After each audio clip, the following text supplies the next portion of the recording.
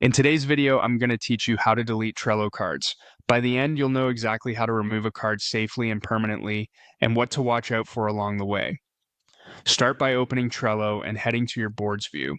This is where all your boards live, so it's the easiest place to begin. If you aren't already on that page, use the Boards button or Home navigation to get there. Make sure you're signed into the workspace that actually contains the card you want to remove. Next, open the board that has the card you want to delete. Take a moment to confirm you're in the right place, especially if you manage multiple boards with similar lists. Deleting is permanent, so a quick double check now can save headaches later. Once the board is open, select the specific card you want to remove. Clicking the card opens its detail view. This is where you'll see the description, checklists, attachments, and comments. If any of that content matters, consider copying anything important before you proceed. Remember, there's a difference between archiving and deleting. Archive hides the card from the board but keeps it recoverable. Delete removes it for good.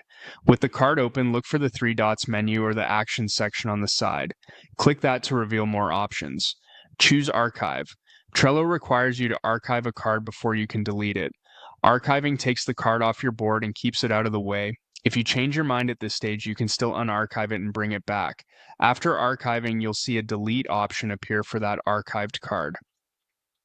Click Delete. Trello will ask you to confirm because this action is permanent. Click Delete again to confirm. Once you do, the card and all of its contents are removed and cannot be recovered. A few quick tips to wrap up. If you don't see the delete option, make sure the card is archived first. That's the trigger that reveals delete.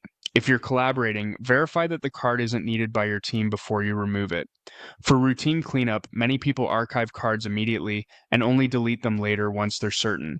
And if you're managing sensitive or regulated information, check your workspace policies to ensure permanent deletion is appropriate. That's it.